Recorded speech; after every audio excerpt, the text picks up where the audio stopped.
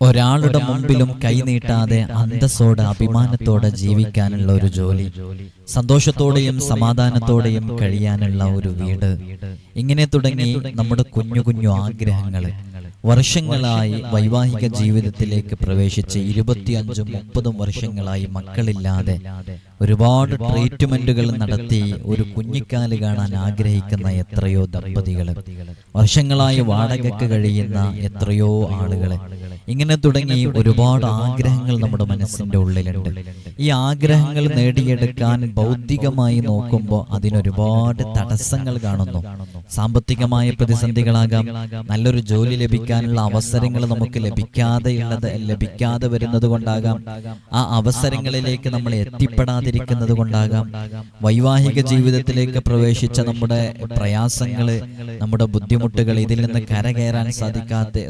സാധിക്കാതിരിക്കുന്ന